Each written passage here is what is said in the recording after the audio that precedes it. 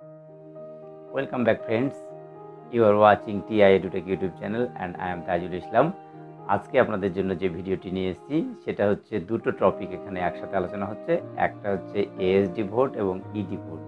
এই দুটো বিষয় নিয়ে যদি আপনার কোনো কনফিউশন থাকে তাহলে আপনি ভিডিওটি অবশ্যই দেখবেন এবং আশা করি এই ভিডিওর শেষে আপনার আর কোনো কনফিউশন থাকবে না।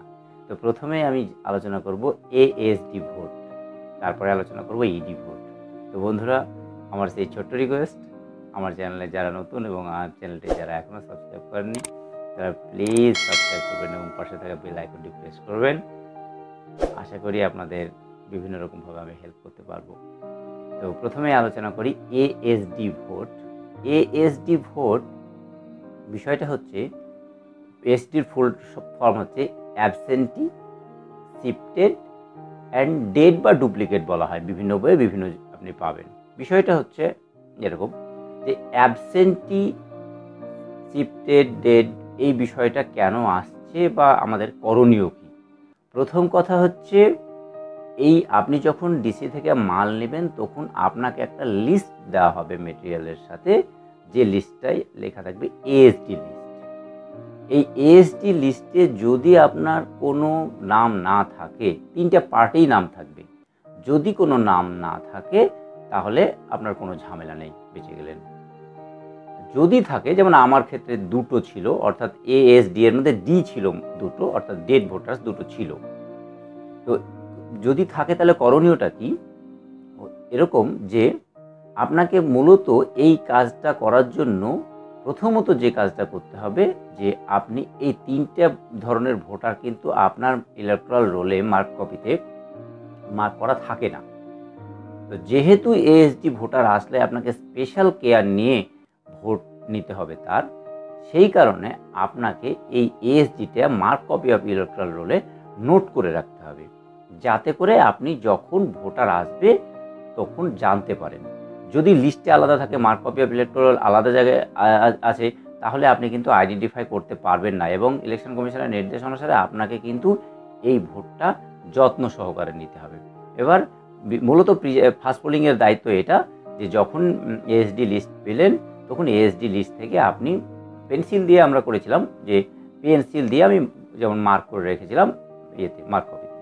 এবার যখনই মার্ক কপিতে মার্ক করা থাকলো, যখন ওই ভোটার আসবে তখন আপনার করণীয় কি। এই ভোটারগুলো নিয়ে একটা কনফিউশনের ব্যাপার আছে, যে কারণে এই ভোটারগুলোর নামগুলো এইভাবে এসছে। হয়তো দেখা যাচ্ছে একটা ভোটার বহুদিন ধরে নেই, তার নামে কোনো কমপ্লেন আছে, সেহেতু ওকে অ্যাবসেন্টি লিস্টের নাম দিয়ে দেওয়া হয়েছে। কিন্তু সে যদি, যেহেতু তার ভোটার লিস্টে নাম আছে, অ্যাবসেন্টি ASD লিস্টে নাম থাকা মানে কিন্তু সে ভোট দিতে পাবে অবশ্যই। অতএব আপনার যদি সে ভোট দিতে আসে তাহলে আপনি তাকে ভোট দিতে বাধ্য, যেহেতু মার্ক কপি অফ ইলেকট্রাল রোলে বা ইলেকট্রাল রোলে নামটা আছে।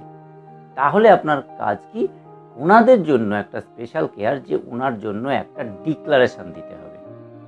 যেহেতু ওনার নামে একটা কমপ্লেন বা একটা কনফিউশন তৈরি হয়েছে, তাহলে একটা ডিক্লারেশন নিতে হবে ওনার কাছ থেকে। তাহলে একটা কাজ হচ্ছে ওনার কাছ থেকে ডিক্লারেশন নেওয়া, সেটা আপনি প্রিজাইডিংকে ফরওয়ার্ড করবেন বা প্রিজাইডিং নিজের কাজটা করে নেবেন, ওনার কাছ থেকে একটা ডিক্লারেশন নেবেন। 2 নম্বর কাজ হচ্ছে, আপনি যদি অন্যান্য ভোটারদের ক্ষেত্রে শুধু থাম ইমপ্রেশন নেন বা শুধু যদি সিগনেচার নেন, এক্ষেত্রে আপনাকে কিন্তু দুটোই নিতে হবে, সিগনেচার এবং থাম ইমপ্রেশন আপনি দুটোই নেবেন এই ভোটারের ক্ষেত্রে। তাহলে এটা হলো আপনার দ্বিতীয় কাজ। তৃতীয় কাজ হচ্ছে, আপনার যদি বুথে ভিডিওগ্রাফি থাকে তাহলে আপনি ওনার স্পেশালভাবে ছবি নেওয়ার উপরে জোর দেবেন। অর্থাৎ আপনার ভিডিওগ্রাফার যে থাকবে বা ওয়েবকাস্টিং যদি থাকে, তাহলে সেই ওয়েবকাস্টিং পার্সনকে আপনি বলবেন ওনার ক্ষেত্রে যেন বিশেষভাবে ছবি নেওয়া হয়। অবশ্যই যখন ভোট দিচ্ছে, ভোটিং কম্পার্টমেন্টে সেরকম ছবি নয়, জাস্ট উনি যে ভোট দিতে আসছেন সেই ছবিটা কিন্তু আপনার লাগবে। এই হলো ASD ভোটের কাজ, আর সেরকম কিছু আপনার কাজ নেই। তাহলে ক্লিয়ারটা নিশ্চিত হয়ে থাকলো যে অ্যাবসেন্টি হতে পারে বা শিফটেড হতে পারে। শিফটেডের বিষয়টা কি, হয়তো অন্য জায়গায় নাম আছে, এখানে উঠে গেছে, হয়তো এখানেও নাম থেকে গেছে, বা ডুপ্লিকেটের ক্ষেত্রেও তাই, যে হয়তো এখানেও নাম আছে, অন্য জায়গায় নাম আছে, তার কাছে কোনো কমপ্লেন চলে এসছে। আর ডেড হলে হয়তো মারা গেছে কিন্তু নামটা কাটেনি। ডেড বেশিরভাগ দেখবেন যে ডেড হলে ডিলিটেড থাকে। ডিলিটেড হলে তো মার্ক কপি ইলেকট্রাল ডিলিটেড থাকলে তার মতো সে ভোট দিতে পারবেই না। কিন্তু এখানে যদি সে এসডি লিস্টে থাকে তাহলে সে কিন্তু ভোট দিতে পারবে। আশা করি ব্যাপারটা পরিষ্কার হয়েছে। এবার আসি ইডি ভোট। ইডি ভোট তো বিশেষ করে আলাদা করে বলার আপনাদের কাছে কিছু নেই, কিন্তু প্রসেসটা বলার আছে যে ভোটটা আপনি নেবেন কীভাবে। তার কারণ হচ্ছে আপনার মার্ক কপি অফ ইলেকট্রাল রোলে এই নামটা থাকবে না। আপনারা যারা ওই কনস্টিটিউয়েন্সির ভোটার তারা তো তাদের ইডি ভোট ইডি সার্টিফিকেট আপনারা নিশ্চয়ই পেয়েছেন, তারা আপনারা নিজেরা ওই নিজের বুথে ভোট দিতে পারবেন। এটা একটা বেশ প্লাস পয়েন্ট, নিজেই ভোট নিচ্ছেন এবং নিজেই ভোট দিচ্ছেন, ব্যাপারটা ইন্টারেস্টিং।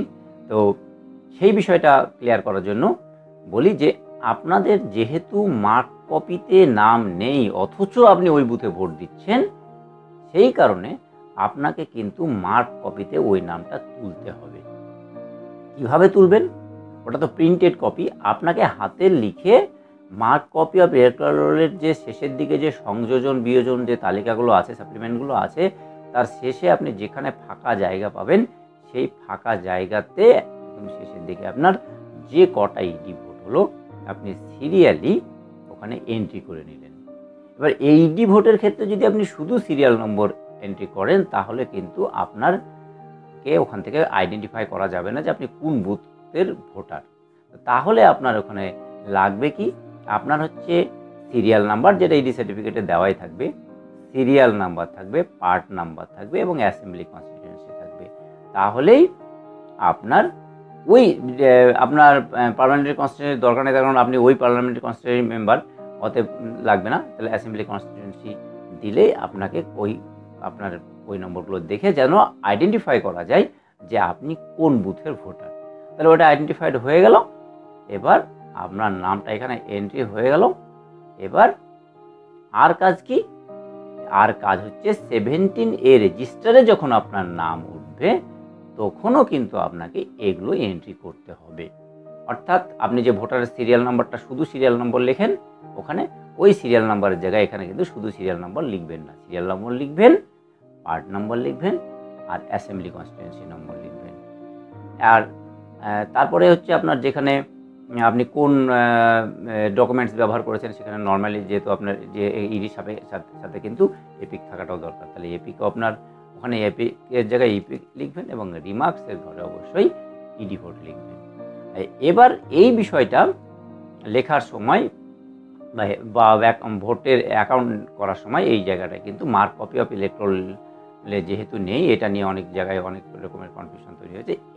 এটা হচ্ছে প্রত্যেকটা ভোটারের জায়গাতে আপনার যেহেতু মার্ক কপিতে নেই, এখানে কিন্তু এক্সট্রা ইডি ভোট 3টা বা 4টা আপনার যটা ইডি ভোট এক্সট্রা হবে সেই হিসাবটা কিন্তু আপনি ওখানে এক্সট্রা প্লাস চিহ্ন দিয়ে লিখবেন যাতে করে বুঝতে সুবিধা একটু। অ্যাকচুয়ালি টোটাল ভোট একই, সবাই একই রকম ভোটার, কিন্তু যেহেতু আপনি এটা মার্ক কপি অফ ইলেকট্রাল রোলে নেই তাহলে সেক্ষেত্রে আপনাকে কিন্তু এটা প্লাস চিহ্ন দিয়ে লিখতে হবে, দিয়ে ইডি বলে লিখে দেবেন, তাহলে ব্যাপারটা সবার কাছেই ক্লিয়ার হয়ে যাবে। আশা করি ব্যাপারটা পরিষ্কার করতে পেরেছি। এরপরেও যদি আপনাদের কোনো কনফিউশন থাকে বা কোনো প্রশ্ন থাকে তাহলে আপনারা জানাতে দ্বিধাবোধ করবেন না, আমি সব রকমভাবে আপনাদেরকে সাহায্য করার চেষ্টা করব। প্রত্যেকেই ভালো থাকবেন, সুস্থ থাকবেন এবং ভোটের জন্য মানসিক জোর নিয়ে প্রস্তুত হবেন। যে দফায় এখনো ভোট বাকি আছে তাদের জন্য রইল অসংখ্য শুভেচ্ছা।